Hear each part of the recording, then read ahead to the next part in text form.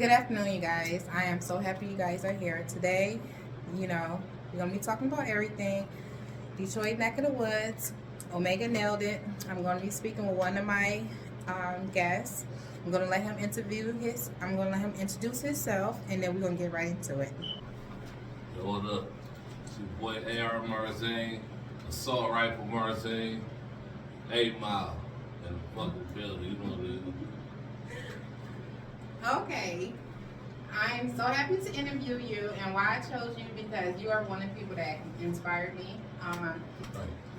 I learned so much. It's like living in Detroit, life is so different, but it's a place where you can just learn so much because we have so much different types of areas where Detroit is the only place where it's majority of black African Americans people, in one area. We have other places where you have a lot of black people, but Detroit is really the only place that you have a majority of black people in one neighborhood. So Very cultural.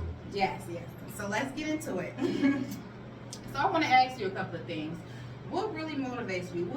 What gets you up every morning and to like handle your business and do what you have to do? My children, hands down. Okay. I have to say, as a father, if you're a father out there, you understand exactly what I'm talking about.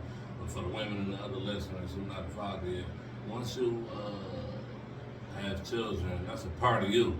It's like losing some blubber or something. Mm-hmm. If you watch action movies, and so you got to take care of that. That's your number one concern every day. Okay. Great. That's a lot. You know what I'm saying? Especially in time and age and stuff. 2022, 23. Things have changed so much. From how it used to be. I think a lot of the change has to do with social media. Mm-hmm. It's not all bad. Social media has definitely became a platform for many people to advertise, market their business. Right. But also it changes the mindset of the lazy people Right. who don't know how to get out and market and motivate and get their own money. So now it becomes to a point they don't even want to come outside. They don't want to show their true identity, Absolutely. which is lesser than everybody else they see on their social medias. Right. It affects us all. That's true. Absolutely. So, one more question. What do it takes to be a boss? If someone can walk in your mother's shoes, what do it really take to really be a boss? In order to be a boss, you have to be a worker before. If you're in the streets, you sell dope. How you gonna have somebody working for you if you never sold dope before? You don't know the direction to tell them. You don't know what it takes to be in charge. So if you're a soldier in the army, you have to move up in rank. If you're in the gang, you have to move up in the rank. So once you have been through the trenches and been to jail, been hurt, and been everything, been at a loss, you gotta lose that money before you can't be no boss if you just have money your whole life. No disrespect to everybody that's fortunate, but that's how you become a boss.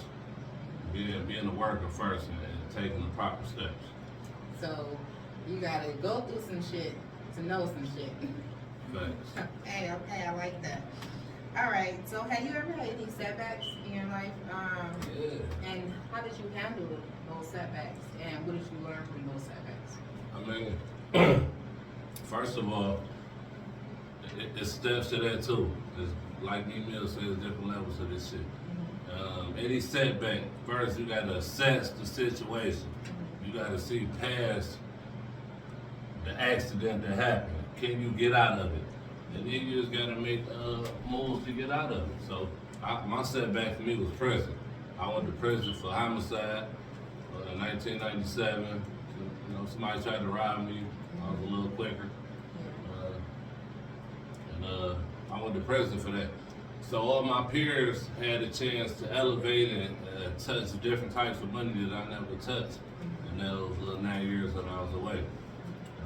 So setback. I handled my setback well. I learned in there how to become my own boss. That's a lot, That's lots of experiences men to have positive energy and stuff after, you know, so I appreciate that. So to take things on a lighter note, I want to switch our questions. So this questions is a little about relationship, but I do want to ask my guest a couple of questions about how do he feel and how do he deal with these certain situations. And the situations are being in a relationship. So let's get into it. So why men cheat? What is your definition of why men cheat? Well, I can't speak for all men. It's different types of men. You know, you got what I call real men. You got men that's taking care of their children and their wife, they in a household together. You have the bachelors, and then you got the scumballs. Who can't even pay their own phone bill. So, what causes a man to cheat? It could be a multiple thing. It could be the woman you with, her sexual. Her sex drive isn't enough, or she has some type of smell or odor, and you can't tell her about it, and you want to go out and cheat, Right. or opportunity just presents itself, Right. and you not a thinker, and you not strong enough to resist the key word temptation. So that's why men cheat, temptation. Okay. All right. So can you control that temptation if you wanted to? I think the temptation is controlled by me personally. Yes, I have been put through the test and I can control the temptation. But if I'm speaking for all men, we have to be fair.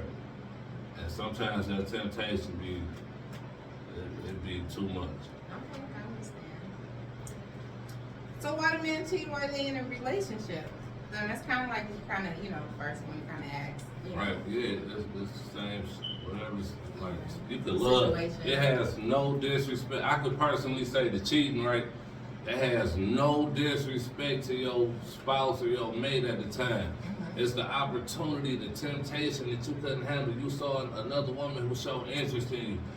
Half of us, we ain't getting a lot of attention, so when a beautiful young lady showing us attention, man, so it depends on if your situation at home together though. Okay. That means you miss your wife, you miss your girlfriend, you've been out on the streets, that means she's interested. You got something at home you ready to get home to. So. All right, so this is a big one to me. Hold on, excuse me. Yeah. Ladies, please. We have a time limit on this, so we didn't prep any of these questions, so. Okay, so this is a big one for me. Question number 3. I want to know, why do guys say women don't listen? Why do men say women does not listen? That discussion probably would take a long time, but I'll shorten it up. Okay. I'm very well versed, and it's still hard for me to get women to listen and pay attention. I believe it comes from the wall that women have built due to the nonsense that men put y'all through in the past. And so now, you have, as a man, you have to be very, very crafty to get over that wall and deliver that message to a woman's ear. So fellas, if your woman not listening, trust me, it's us. It's something you're not doing right. I failed a lot of times. So I know they can't hear you if you deliver the right message. So it seems like this guy listens. All right, so what are your turn-ons and turn-offs? From a woman, I'm attracted to a woman. I love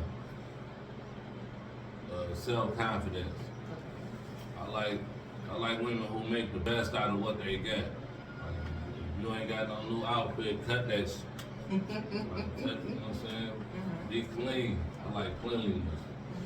Like, I'm never supposed to smell you. It's not. I respect you as at work, or you got them Crocs on, but you have to groom yourself properly.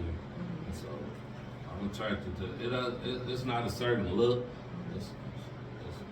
It's a vibe. Okay. So, that's like the end of my questions I have. I appreciate you. Like I said, you guys, today was a wonderful day. I appreciate, AR my guests. Marzine. At AR Marzine on Instagram. Okay, At Drugs in there. okay. Excuse me Is there for cutting anything you off. Let me tell you y'all would say? something right quick.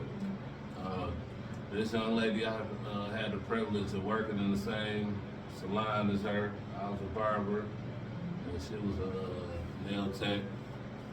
And her energy, the way she respects her clients, and her work itself is why I wanted to do this interview. She approached me very respectful and very professional. So y'all follow her pages.